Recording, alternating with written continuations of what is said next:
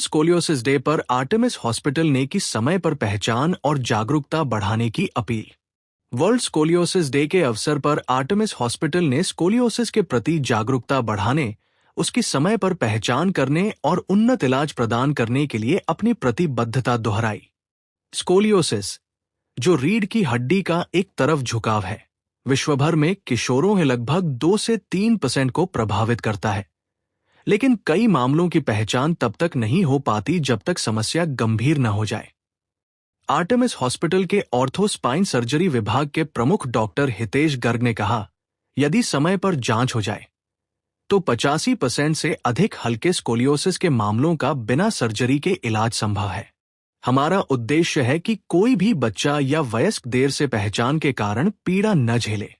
इस अवसर पर आर्टेमिस हॉस्पिटल द्वारा आयोजित किए जा रहे हैं बच्चों और किशोरों के लिए मुफ्त रीढ़ की हड्डी की जांच शिविर, ऑर्थोपेडिक विशेषज्ञों के साथ इंटरैक्टिव सवाल जवाब सत्र, सोशल मीडिया के जरिए जागरूकता अभियान। हॉस्पिटल ने माता पिता, स्कूलों और देखभाल करने वालों से अपील की है कि वे बच्चों की रीढ़ की हड्डी की नियमित जांच करवाएं, खासकर किशोरावस्था के दौरान, जब शारीरिक विकास तेजी से होता है। आर्टेमिस उन्नत जांच तकनीकों और मल्टीडिसिप्लिनरी देखभाल के साथ प्रत्येक मरीज को व्यक्तिगत और प्रभावी उपचार प्रदान करता है। Varun Khanna, consultant orthopaedic spine surgeon, Artemis hospital में गुरुग्राम में काम करता हूँ। आज स्कोलियोसिस अवेयरनेस मंथ का हमारा ये प्रोग्राम है। इसमें बेसिकली हम लोग स्कोलियोसिस यानी कि रीढ़ की हड्डी के टेढ़ेपन की बीमारी के बारे में एक अवेयरनेस कैंपेन कर रहे हैं। और ये जो बीमारी है, ये बीमारी एक बहुत ही कॉमन प्रॉब्लम है, लेकिन निगलेक्टेड है, क्योंकि लोग इस पे जब छोटी उम्र में बच्चों में ये टेढ़ापन देखते हैं तो उसको सोचते हैं कि धीरे धीरे ठीक होगा, बट ऐसा होता नहीं है अनटिल वो कोई स्पेशलिस्ट उसको देख के बताए कि इसका ट्रीटमेंट इस पॉइंट पे ये है। और स्कोलियोसिस की प्रॉब्लम से बहुत सारी गलत धारणाएं जुड़ी हुई हैं लोगों के दिमाग में। लोगों को लगता है कि ये भारी सामान उठाने से हो रहा है बच्चों को, या फिर हैवी स्कूल बैग उठा रहे हैं, या टेढ़े सो रहे हैं तो हो रहा है, बट ऐसा नहीं है। ये एक इडियोपैथिक प्रॉब्लम है, यानी कि इसका कारण किसी को नहीं पता है।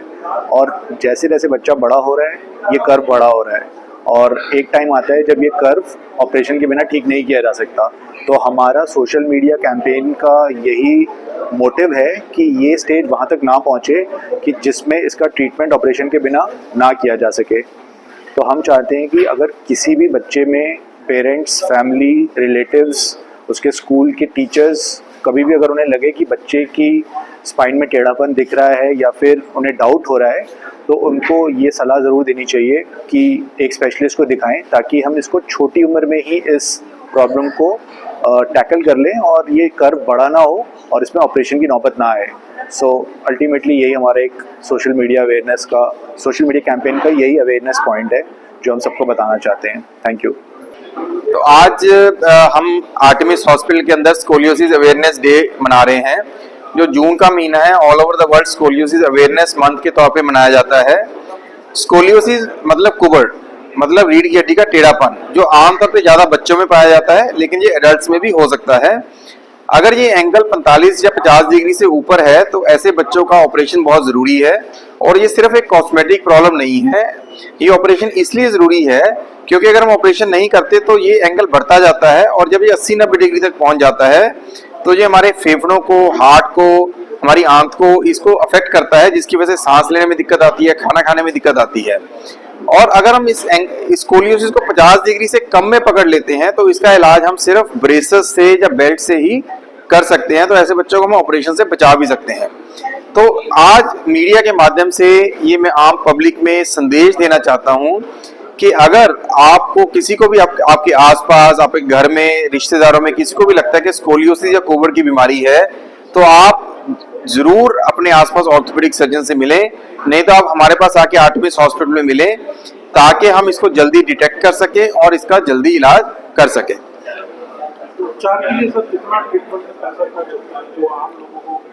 तो अगेन स्कोलियोसिस को हम जितना जल्दी पकड़ पाएंगे उतना इलाज इसका कम कॉस्ट में हो जाएगा। क्योंकि अगर मान लो किसी का एंगल ऑफ स्कोलियोसिस 25 डिग्री से कम है तो उसको तो सिर्फ हमने एक एक्सरसाइज ही बतानी है।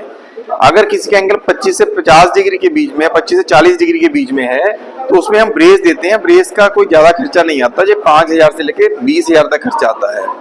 लेकिन अगर किसी का एंगल 50 से 70 डिग्री है तो जब हम इसकी सर्जरी करते हैं तो इसका खर्चा ज़्यादा आता है, जो खर्चा लगभग 7 से 8 लाख आता है। लेकिन हमने आर्टेमिस हॉस्पिटल के, क्योंकि आर्टेमिस हॉस्पिटल ऐसे मरीजों का बहुत डिस्काउंटेड प्राइस में हम इलाज करते हैं, तो हम 5 से 6 लाख में ये सर्जरी कर पाते हैं, क्योंकि कुछ डिस्काउंट आर्टेमिस हॉस्पिटल की तरफ से हो जाता है।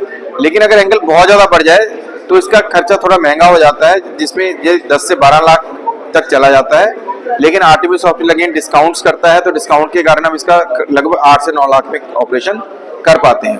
तो इसमें काफ़ी हम एनजीओज की भी हेल्प लेते हैं, जो एनजीओज इसमें काफ़ी आर्थिक हेल्प पेशेंट्स की कर देते हैं जो इस सर्जरी को अफोर्ड नहीं कर पाते। मेरा नाम डॉक्टर सुमित कुमार है। मैं यहाँ कंसल्टेंट स्पाइन सर्जन आर्टेमिस अस्पताल में कार्यरत हूँ।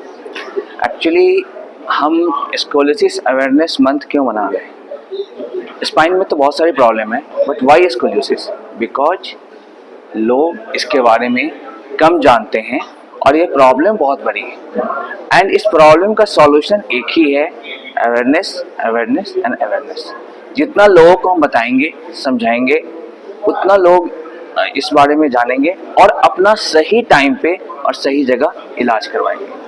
क्योंकि और ये केवल इंडिया की ही बात नहीं, this is in entire world. Scoliosis research society SRS ये पूरे वर्ल्ड में इसके लिए ये अवेयरनेस का वो प्रोग्राम करती है।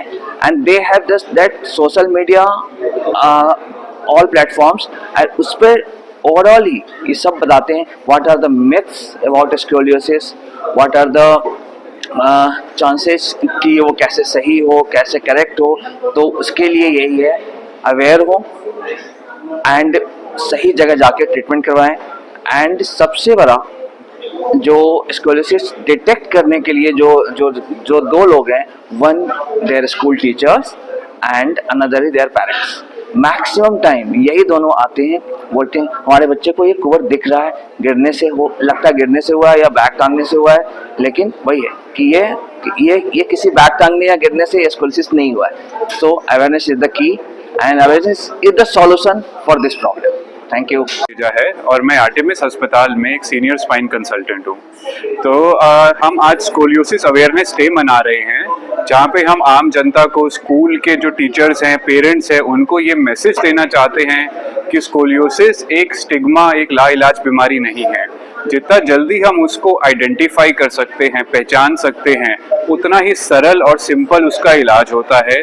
अगर हम उसको अर्ली स्टेज में पकड़ लेते हैं तो ऑपरेशन की कोई नीड नहीं होती है। ये इम्पोर्टेंट बात है। लेस देन 40 डिग्री का अगर स्कोलियोसिस हमने आइडेंटिफाई कर लिया, पेरेंट्स ने जल्दी पकड़ लिया, बच्चों के अंदर कुछ दिक्कत आ रही है, तो उसका इलाज बिना ऑपरेशन के किया जा सकता है। पर यदि कर्व को बढ़ने दिया गया तो 50, 55, 60 डिग्री के बाद उसमें ऑपरेशन की नेसेसरी हो जाती है। अगर हम नहीं करते हैं और कर्व को और बढ़ने देते हैं, यानी 80, 90 डिग्री को क्रॉस कर जाता है, तो 3 प्रॉब्लम हो सकती हैं। पहली प्रॉब्लम है सांस लेने की दिक्कत, दूसरी है खाने पीने की दिक्कत, और 100, 125 से ऊपर कर्व के अंदर बैक में पेन और पैरों में वीकनेस की दिक्कत आ सकती है। तो मैसेज यही है, अर्ली डिटेक्शन है, अर्ली स्क्रीनिंग है। यदि बच्चे में लगे कि कंधा ऊपर नीचे है, हिप आगे पीछे है, तो प्लीज डॉक्टर से मिलिए, अपने स्पाइन स्पेशलिस्ट से मिलिए और इसके बीमारी को अर्ली पकड़िए। धन्यवाद। खाना पीना, योगा वगैरह से कितना ठीक कर सकते हैं? खाने पीने से कोई इसमें फर्क नहीं पड़ता है, जो मर्जी खाइए। अगर ये बीमारी होनी है तो होनी है। योगा या exercise early scoliosis less than 25 degree के अंदर काफी कारगर होती है, उसको आगे बढ़ने से रोक सकती हैं। और स्ट्रेचिंग का स्पेशल रोल है इसके अंदर। जिस साइड कर्व जा रहा है उसके ऑपोजिट साइड स्ट्रेच करेंगे तो वो बढ़ने में थोड़ा रुकता है।